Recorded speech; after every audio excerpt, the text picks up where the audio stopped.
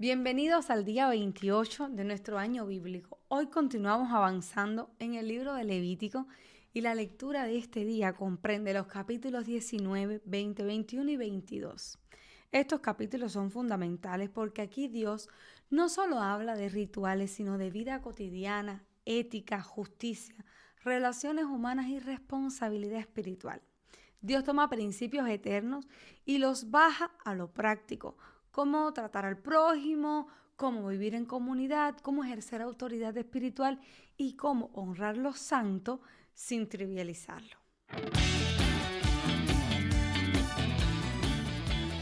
Levítico 19 es uno de los capítulos más citados del Antiguo Testamento, incluso por Jesús mismo, porque revela que la santidad no es aislamiento, sino una forma distinta de vivir en medio de los demás. Los capítulos siguientes pueden parecer duros a primera vista, pero si los leemos con contexto correcto, veremos que Dios está estableciendo límites para proteger la vida, la fe y la identidad de un pueblo que estaba rodeado de culturas profundamente violentas y corruptas.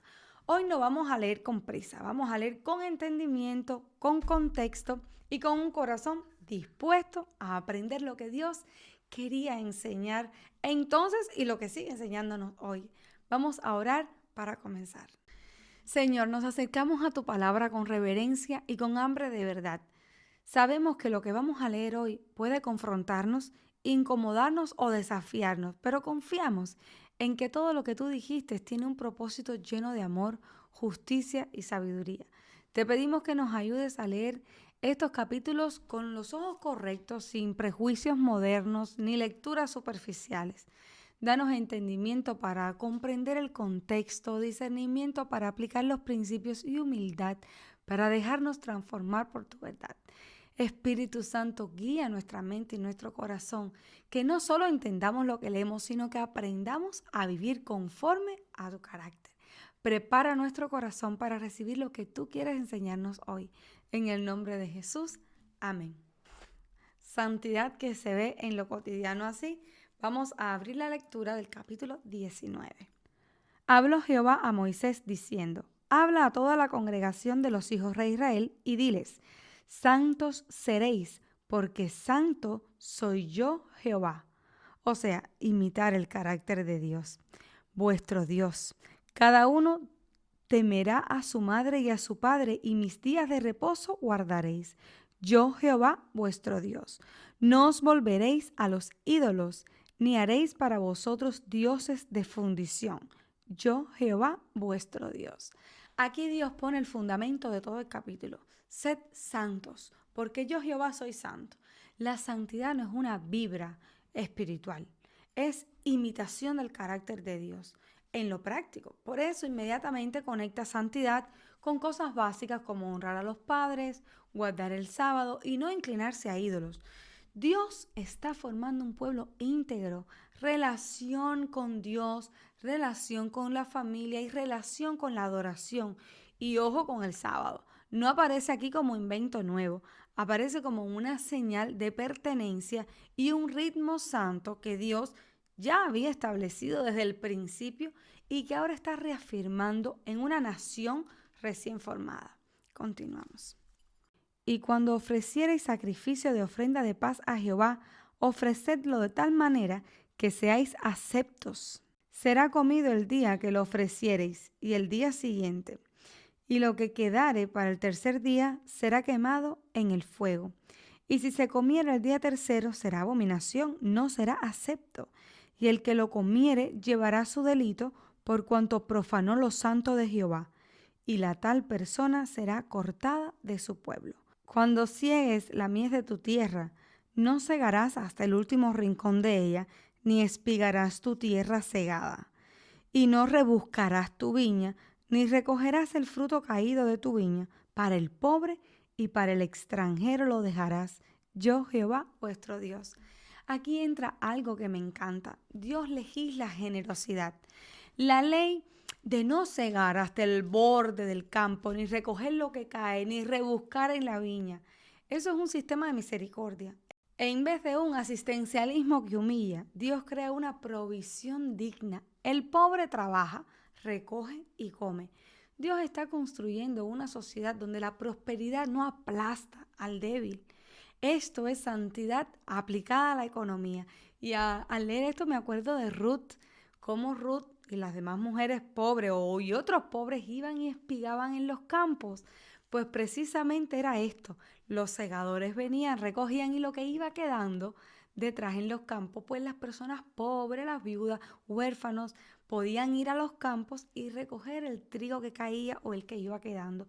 Y esto es precisamente misericordia. Dios solo no piensa en el rico, sino que le dice al rico, oye, no empieces a recoger hasta la última pajita, deja algo para tus hermanos. Esto es hermoso, es puro amor y pura misericordia. No hurtaréis y no engañaréis ni mentiréis el uno al otro. Y no juréis falsamente por mi nombre, profanando así el nombre de tu Dios, yo Jehová. No oprimirás a tu prójimo, ni le robarás. No retendrás el salario del jornalero en tu casa hasta la mañana.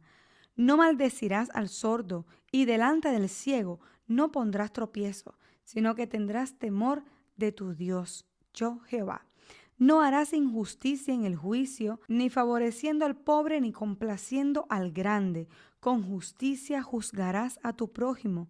No andarás chismeando entre tu pueblo. No atentarás contra la viuda de tu prójimo, yo Jehová. No aborrecerás a tu hermano en tu corazón. Razonarás con tu prójimo para que no practiques de su pecado.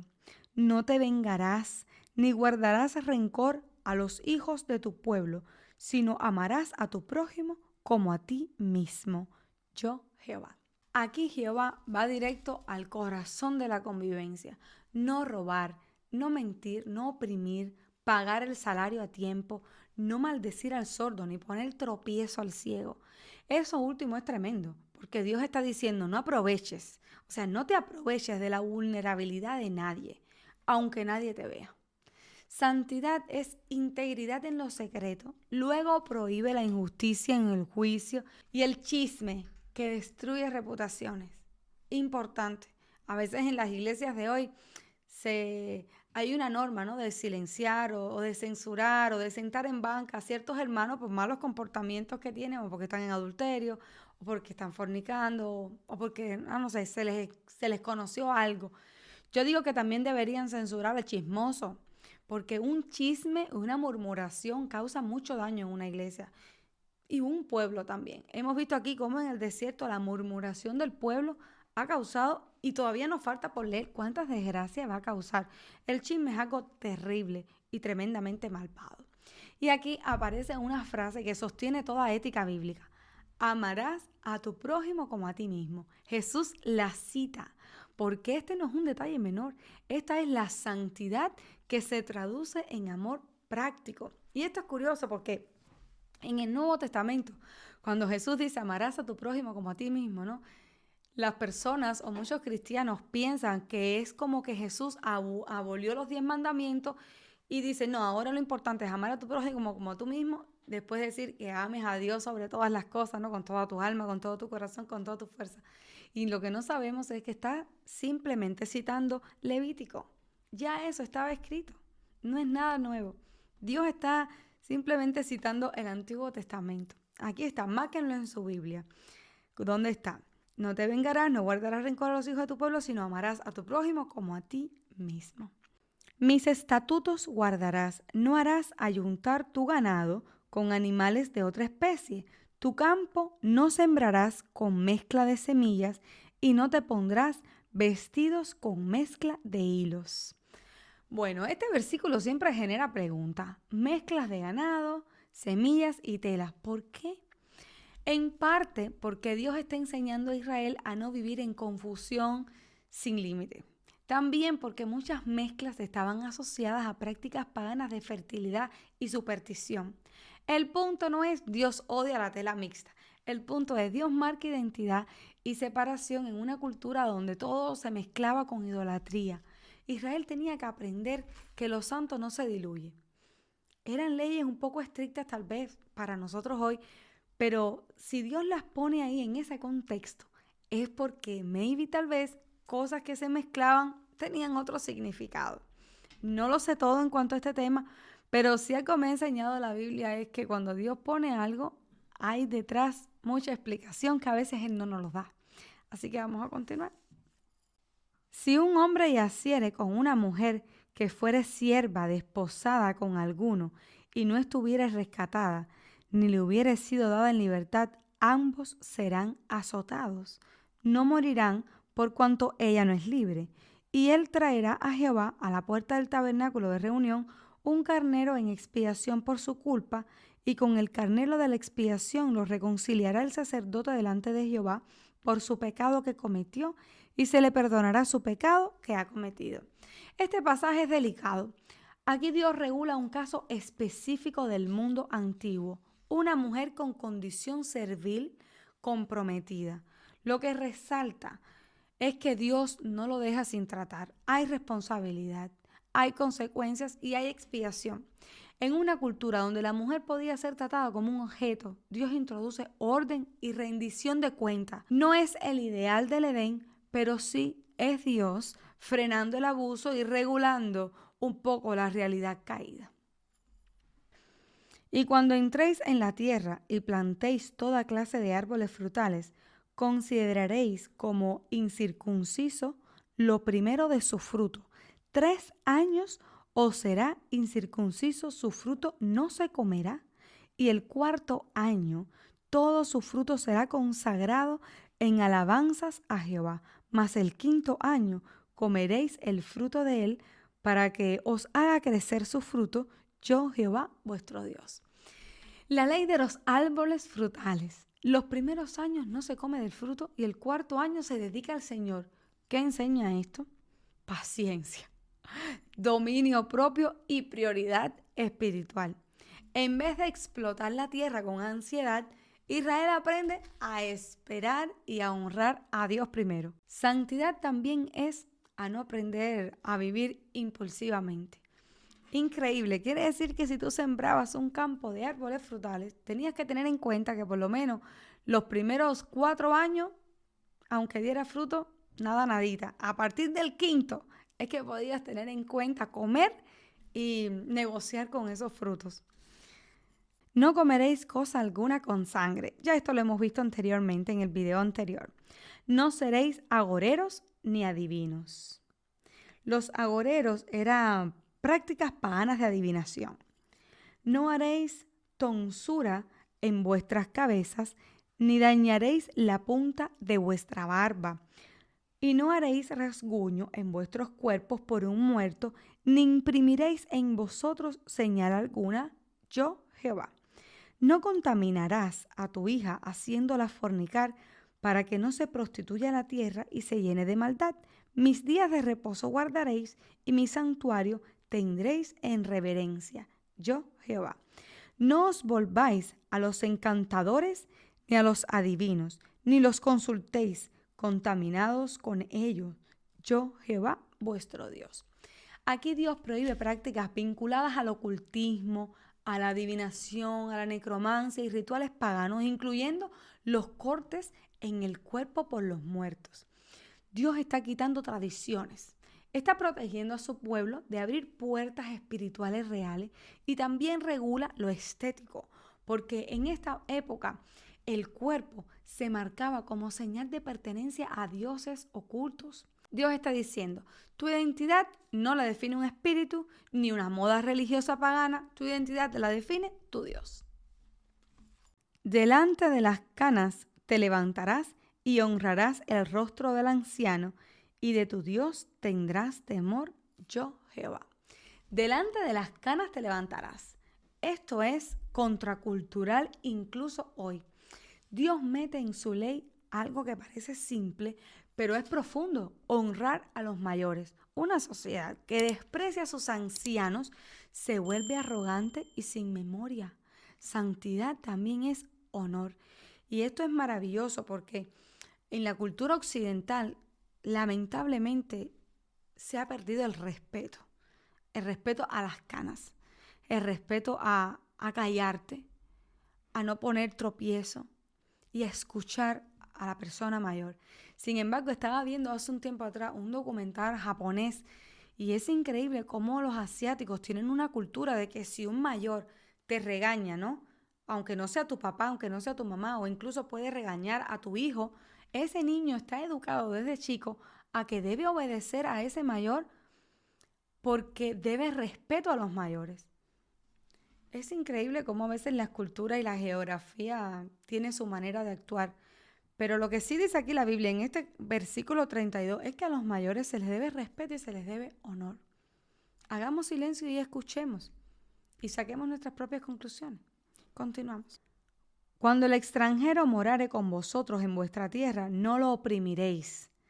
Como a un natural de vosotros tendréis al extranjero que more entre vosotros, y lo amarás como a ti mismo, porque extranjero fuisteis en la tierra de Egipto, yo Jehová vuestro Dios.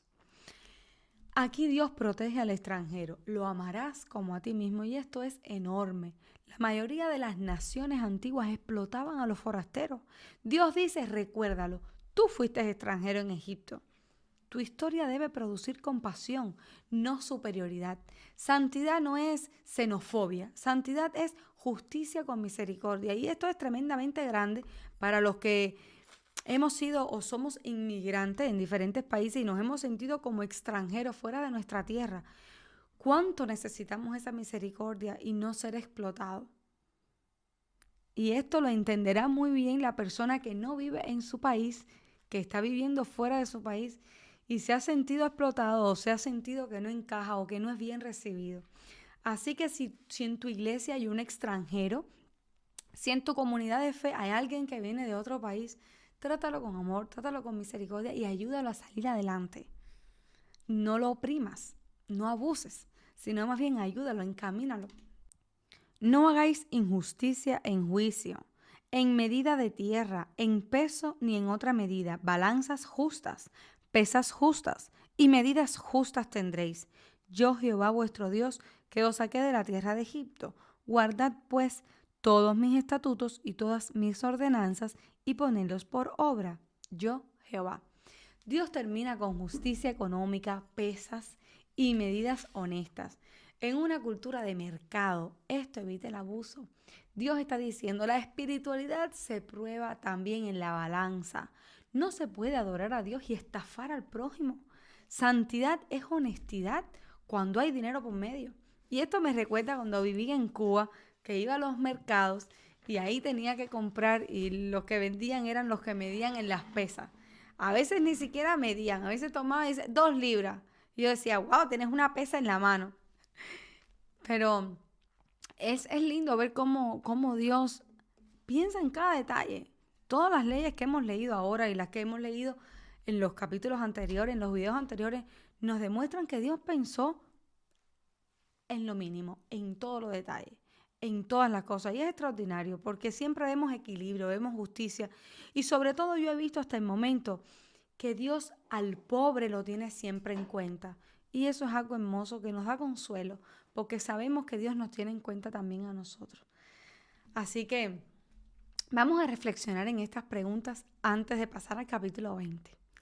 ¿Estoy buscando santidad como apariencia o como carácter práctico en lo diario? ¿Mi fe me vuelve más justo con otros, especialmente con el débil, el pobre y el extranjero?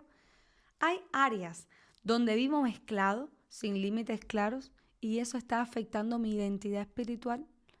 ¿Soy íntegro cuando nadie puede comprobarlo en palabras, en dinero y en decisiones?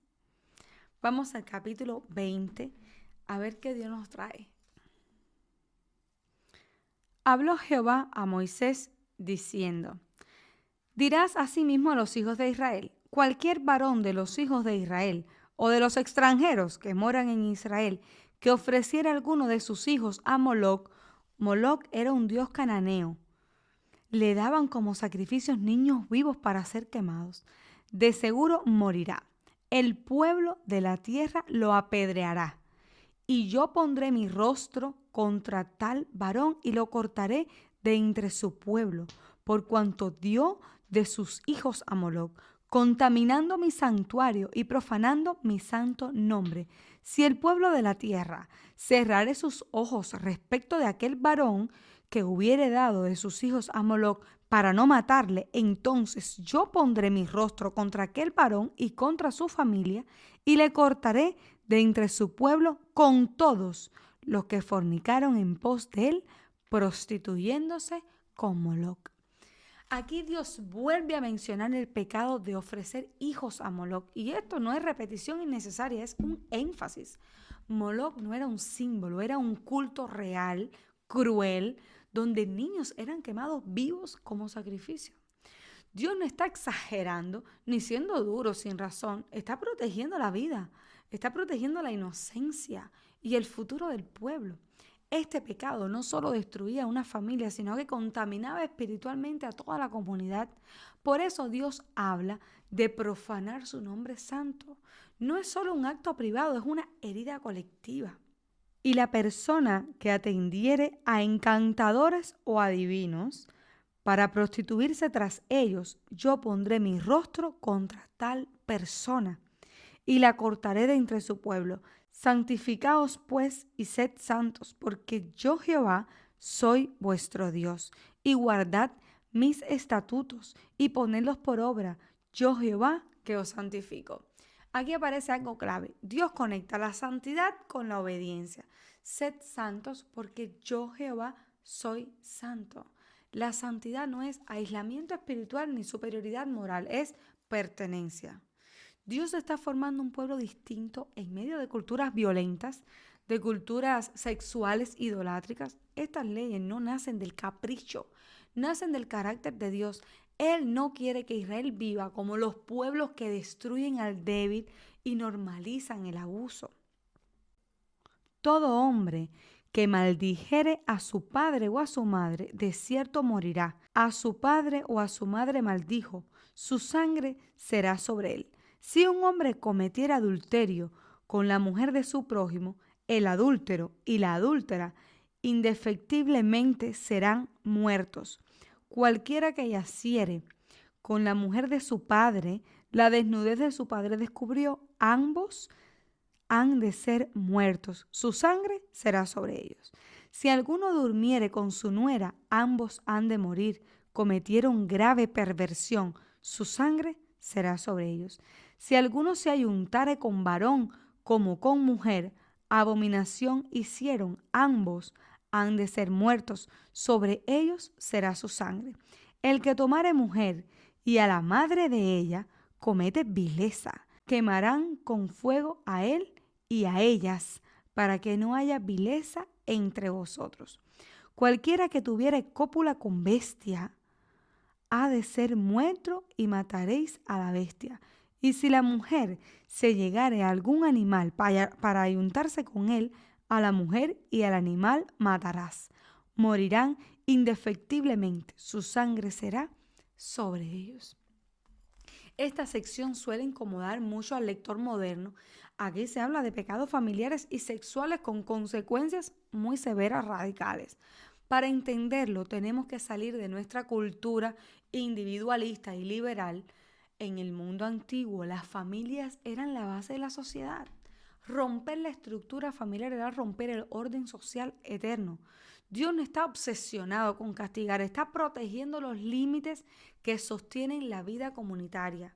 Muchas de estas leyes también buscaban frenar abusos de poder, especialmente contra mujeres, contra niños y contra personas vulnerables. Lo más hermoso de esto es que Dios está planteando la ley antes que los hechos sucedan en el pueblo de Israel. Y si Dios está diciendo estas cosas acá, que para nosotros hoy pueden parecer impensables, es porque realmente ocurrían en los pueblos vecinos. En los pueblos vecinos para sus dioses se hacían orgías, para sus dioses se usaban animales en sus ritos, se sacrificaban niños vivos recién nacidos, cosas que para nosotros hoy pudiera ser impensable. Y aquí Dios está hablando cosas terribles, que te acuestes con la hija y con la madre, que te acuestes con tu nuera, que tengas sexo con animales, que tengas sexo con hombres como si fuera una mujer. Todo lo que estamos viendo acá realmente son cosas que moralmente no están bien vistas.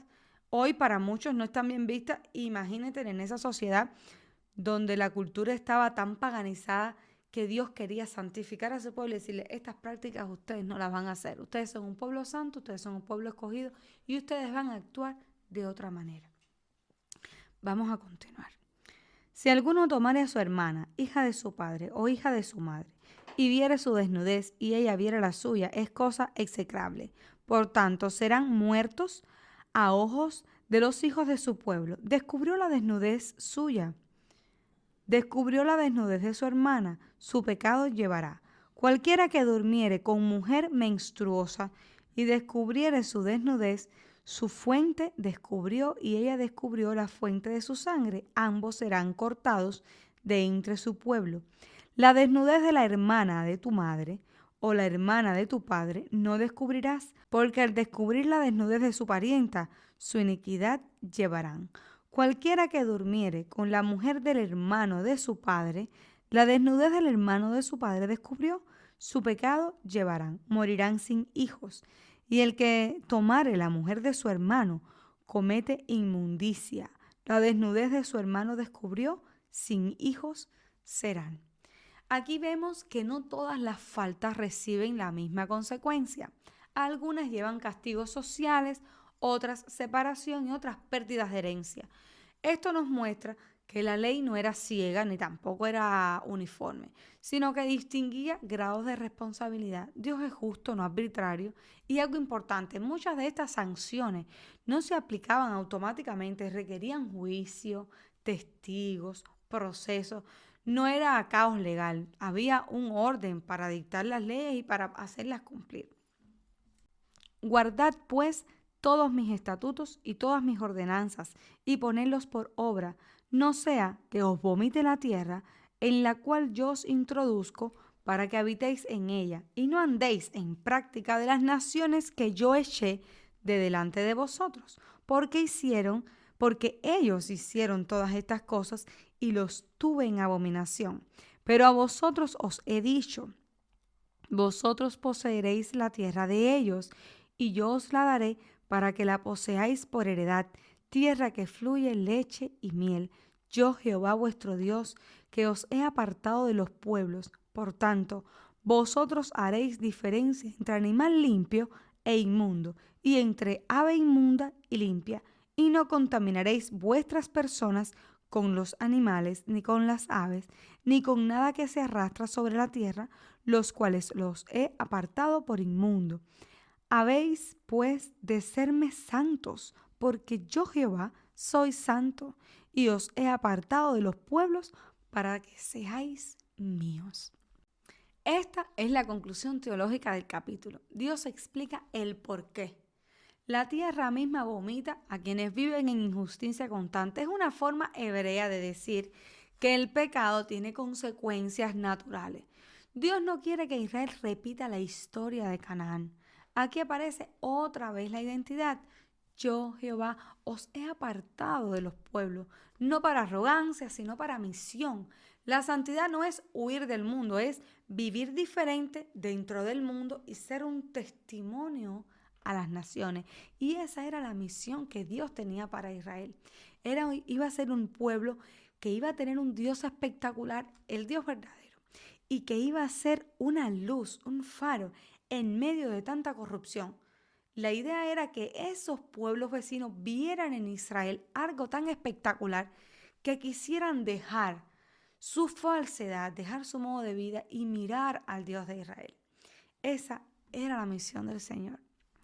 Vamos a leer el último versículo del capítulo.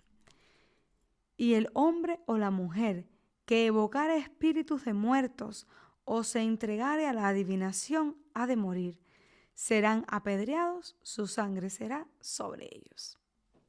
Este último versículo cierra el capítulo mostrando el peligro de la manipulación espiritual.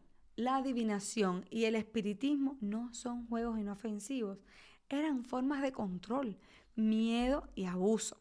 Dios protege a su pueblo de ser esclavizado espiritualmente otra vez. Después de leer todo este capítulo, yo no puedo simplemente pasar al siguiente como si nada. Este texto nos confronta nos incomoda y nos obliga a pensar. Así que antes de continuar, quiero dejarte con algunas preguntas para que las medites con calma, ahí donde estás. ¿De qué maneras modernas sacrificamos hoy lo más valioso? Tiempo, familia, hijos, integridad, en altares que no son Dios. ¿Cómo cambia mi manera de leer estas leyes cuando entiendo que Dios estaba protegiendo a los más vulnerables de la sociedad?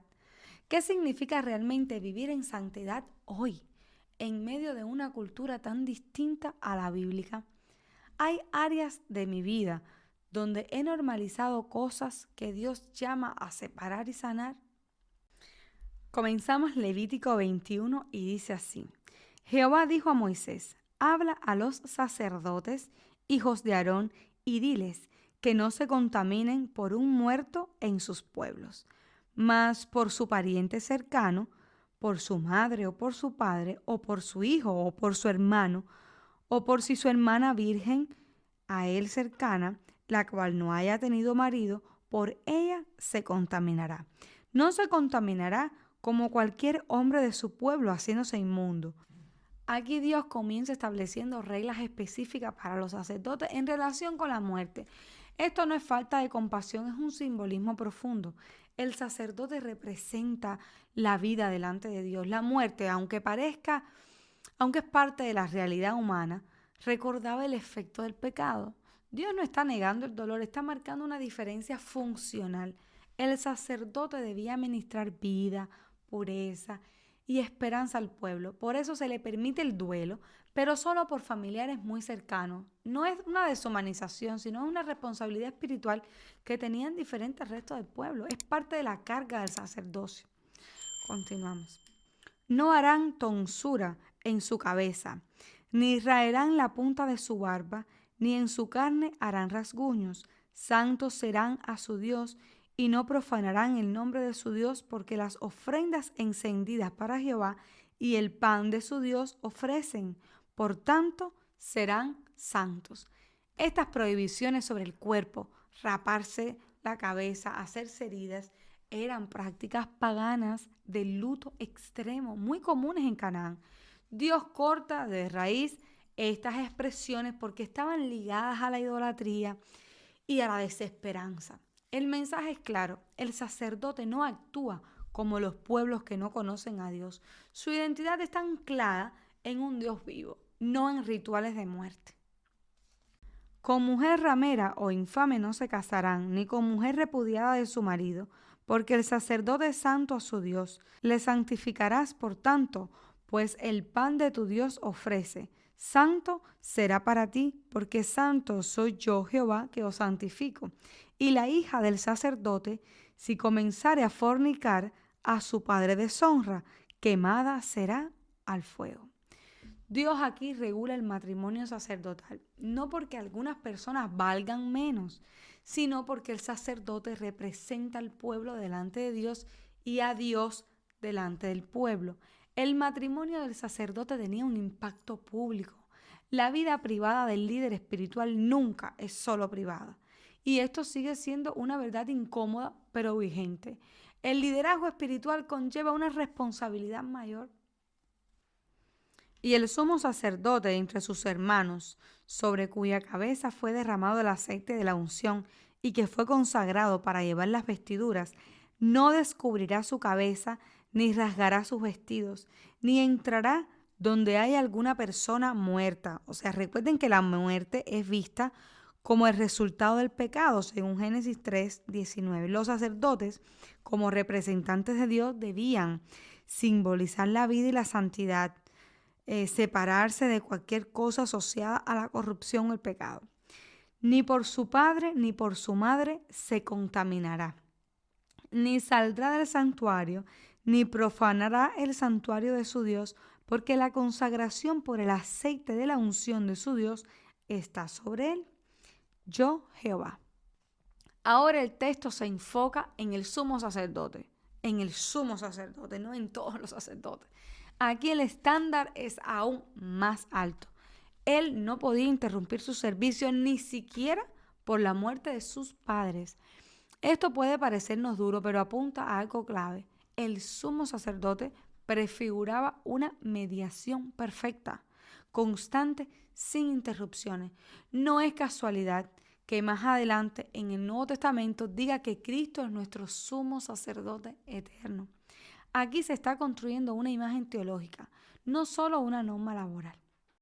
Tomará por esposa a una mujer virgen, no tomará viuda, ni repudiada, ni infame, ni ramera, sino tomará de su pueblo una virgen por mujer, para que no profane su descendencia en sus pueblos, porque yo Jehová soy el que os santifico. La elección de esposa para el sumo sacerdote vuelve a subrayar el mismo principio: continuidad, orden, estabilidad espiritual.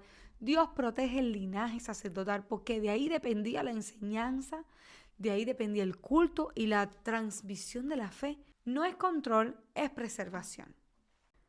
Y Jehová habló a Moisés diciendo: habla a Aarón y dile: ninguno de tus descendientes, por sus generaciones, que tenga algún defecto, se acercará para ofrecer el pan de su Dios, porque ningún varón en el cual haya defecto se acercará, varón ciego o cojo o mutilado o sobrado, o varón que tenga quebradura de pie o rotura de mano, o jorobado o enano, o que tenga nube en el ojo, o que tenga sarna o empeine, o testículo magullado.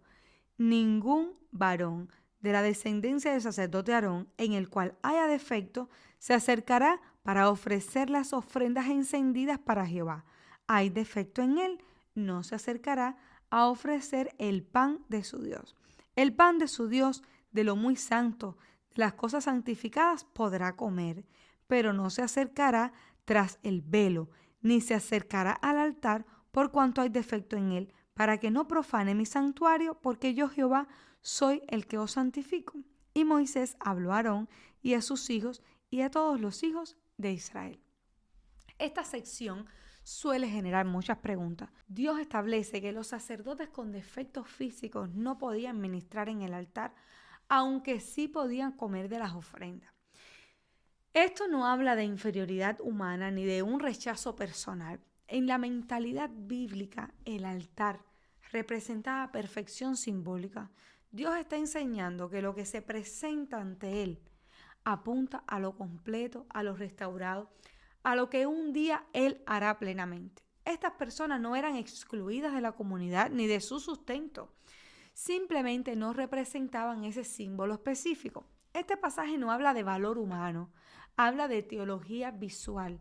Dios estaba enseñando con imágenes lo que más adelante se cumpliría en Cristo, un mediador sin defecto que sanaría toda imperfección.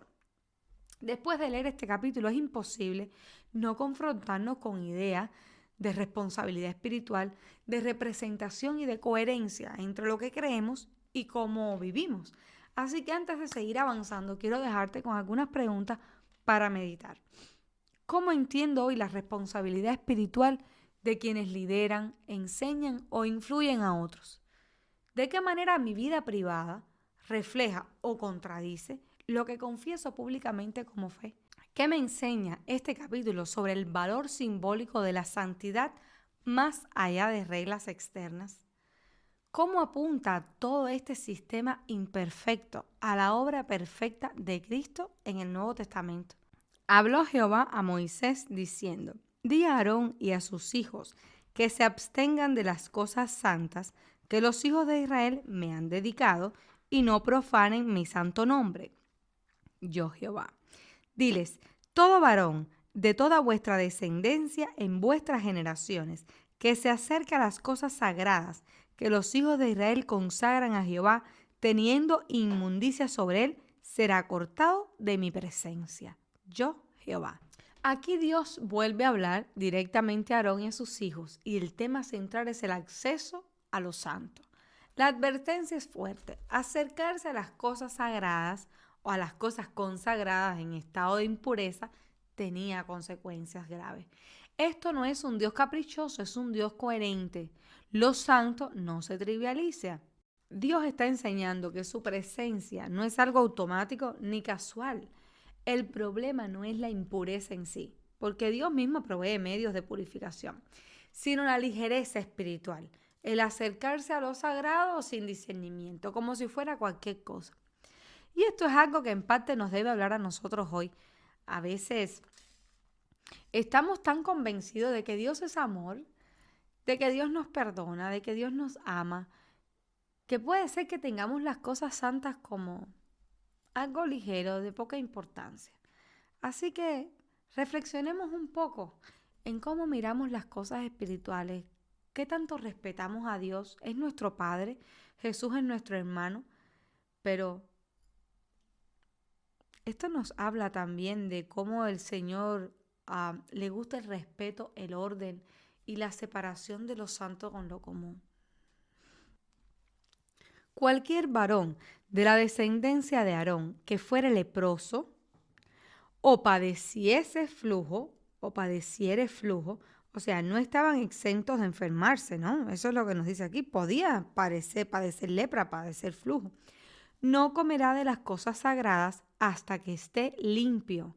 El que tocare cualquier cosa de cadáveres, o el varón que hubiere tenido derramamiento de semen, o el varón que hubiere tocado cualquier reptil, por el cual será inmundo, u hombre, por el cual venga a ser inmundo, conforme a cualquier inmundicia suya, la persona que lo tocare será inmunda hasta la noche, y no comerá de las cosas sagradas antes que haya lavado su cuerpo con agua.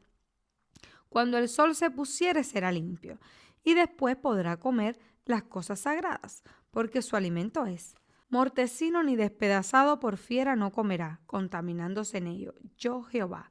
Guarden pues mi ordenanza para que no lleven pecado por ello.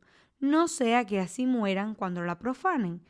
Yo Jehová que los santifico. Aquí se detallan distintos estados de impureza ritual. Muchos de estos estados no son pecado moral, sino realidades humanas normales. Esto es importante entenderlo hoy. Dios no está castigando el cuerpo, está ordenando el culto. El sacerdote debía saber cuándo detenerse y cuándo esperar. Esto enseña algo profundo. Hay momentos en la vida donde no estamos espiritualmente listos para ministrar, aunque sigamos siendo parte del pueblo de Dios. Ningún extraño comerá cosa sagrada. El huésped del sacerdote, el jornalero, no comerán cosa sagrada. Aquí la palabra extraño no significa alguien fuera del linaje sacerdotal, sino también como una referencia a alguien que, aunque fuera israelita, no respeta las leyes relacionadas con los santos. Mas cuando el sacerdote comprare algún esclavo por dinero, éste podrá comer de ellas, así como también el nacido en su casa podrá comer de su alimento. La hija del sacerdote, si se casare con varón extraño, no comerá de la ofrenda de las cosas sagradas. Pero si la hija del sacerdote fuere viuda o repudiada, o no tuviere prole, y se hubiere vuelto a la casa de su padre, como en su juventud, podrá comer del alimento de su padre, pero ningún extraño coma de él. Y el que por hierro comiere cosa sagrada, añadirá a ella una quinta parte y la dará al sacerdote con las cosas sagradas. No profanarán pues las cosas santas de los hijos de Israel, las cuales apartan para Jehová, pues les harían llevar la iniquidad del pecado, comiendo las cosas santas de los de ellos, porque yo Jehová soy el que los santifico. Ahora el texto establece quién podía comer de las cosas santas. No era comida común, era alimento consagrado. Dios protege lo sagrado incluso dentro de la familia sacerdotal, porque estas comidas que los sacerdotes comían eran parte de la ofrenda que el pueblo daba. Y Dios quería que la ofrenda que tú dabas, el tratamiento de esa ofrenda fuera santa.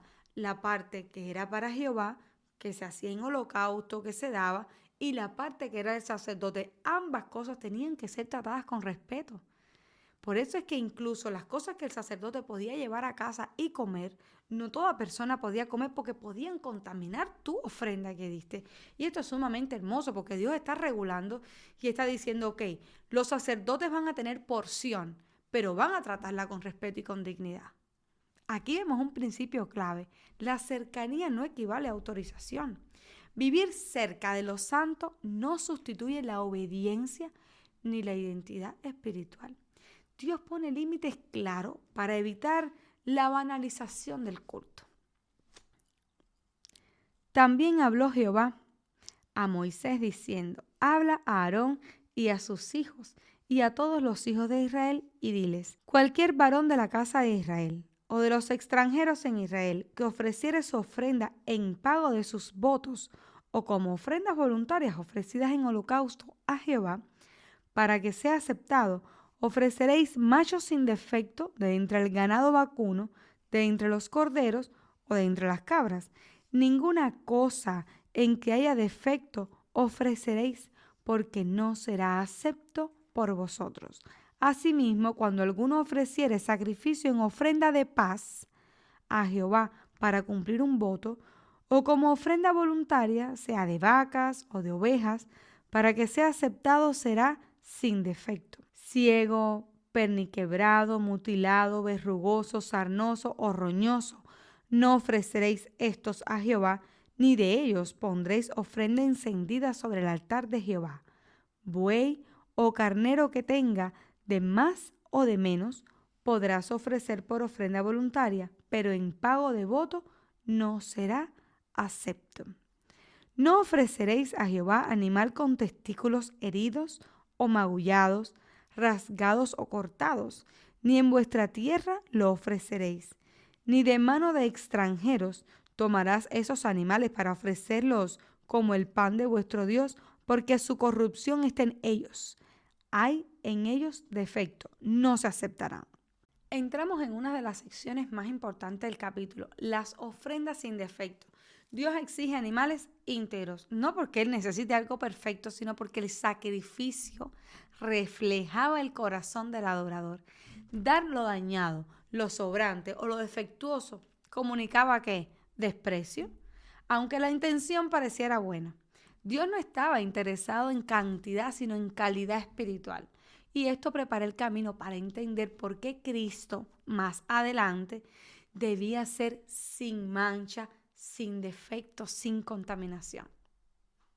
Y habló Jehová a Moisés diciendo: el becerro o el cordero o la cabra, cuando naciere 7 días estará mamando de su madre, mas desde el 8º día en adelante será acepto para ofrenda de sacrificio encendida a Jehová.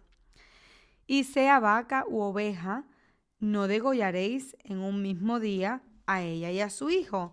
Y cuando ofreciere sacrificio de acción de gracias a Jehová, lo sacrificaréis de manera que sea aceptable. En el mismo día se comerá, no dejaréis de él para otro día. Yo, Jehová. Aquí aparece una sensibilidad hermosa de Dios.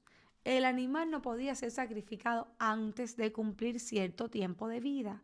Y esto muestra que Dios no es solo justo, sino que también compasivo. El culto no debía ser cruel ni impulsivo.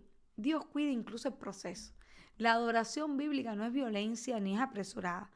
Es consciente, es reverente y es llena de intención. Y también me pareció sumamente amable el hecho de que a la madre y al hijo, o sea, al becerro, a la vaca y al cordero y al becerro, no se mataban en el mismo día.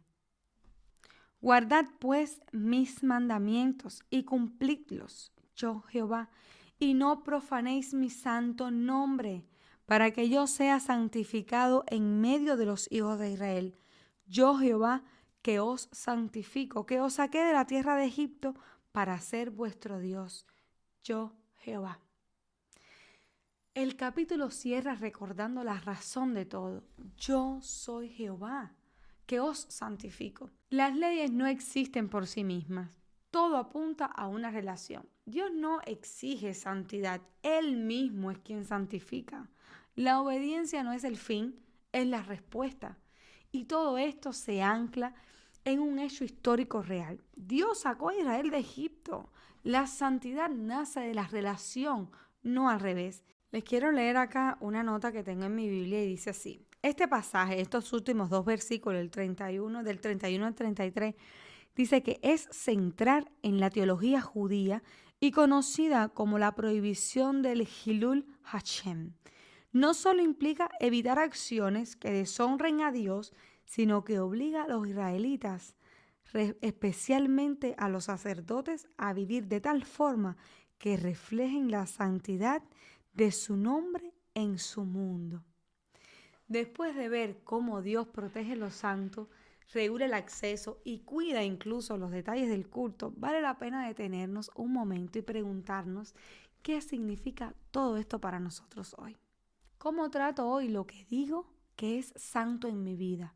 Mi fe, mi servicio, mi relación con Dios. ¿He confundido cercanía con Dios con permiso para vivir sin discernimiento espiritual? ¿Qué tipo de ofrenda le presento a Dios? ¿Lo mejor o lo que me sobra? ¿Cómo cambia mi manera de entender la santidad saber que Dios mismo es quien santifica? Hoy hemos caminado por textos que a primera vista pueden parecer solo leyes antiguas, pero en realidad revelan algo mucho más profundo, el corazón de un Dios santo que desea habitar con su pueblo. Vimos que la santidad no es aislamiento, sino una forma distinta de vivir. Dios regula las relaciones humanas, la justicia social, el cuidado del prójimo, la pureza del culto y hasta la manera en que se presenta una ofrenda. Nada es trivial cuando se vive delante de Dios. Estas leyes no fueron dadas para oprimir, sino para ordenar una nación recién nacida, formada por personas que venían de siglos de esclavitud y de una cultura pagana profundamente marcada por la injusticia y la idolatría. Algo clave que se repite una y otra vez es esto: yo soy Jehová. La obediencia no nace del miedo, sino de la identidad. Dios no les pide santidad para ser aceptados. Los llama santos porque ya los ha redimido. Y aunque hoy no vivimos bajo este sistema ceremonial, el principio permanece. Dios sigue siendo santo y su santidad sigue marcando cómo vivimos, cómo amamos y cómo adoramos. Hoy llegamos al final de la lectura de este día tan maravilloso y de esta lectura tan fascinante, así que te pido que te suscribas al canal si te ha sido de utilidad, que compartas con tus amigos de la iglesia, con todos los que conozcas que tengan la intención de leer la Biblia de esta manera como lo hacemos juntos. Recuerda visitar la página web y también ver los links que te dejo debajo en la descripción, que son sitios a donde puedes ir y abordar más tu relación con Dios a través de la investigación bíblica. Recuerda, estamos caminando juntos en este viaje de 365 días. No es una carrera de velocidad, más bien es de resistencia. Vamos a orar para despedirnos. Señor, gracias por tu palabra, porque aún en textos difíciles nos hablas con claridad y amor. Gracias porque hoy entendemos que tu santidad no es una carga, sino una invitación a vivir alineados contigo. Ayúdanos a no tratar lo sagrado con ligereza, a no reducir nuestra fe a costumbres y a recordar que tú eres un Dios cercano, pero nunca común. Enséñanos a vivir con reverencia, con justicia y con compasión, a ofrecerte no lo que nos sobra, sino lo mejor de nuestro corazón. Y cuando no sepamos cómo caminar en santidad, recuérdanos que tú mismo eres quien nos santifica. Gracias porque no nos dejaste en esclavitud. Gracias porque nos llamaste por nombre. Y gracias porque sigues formando tu pueblo hoy. En el nombre de Jesús. Amén.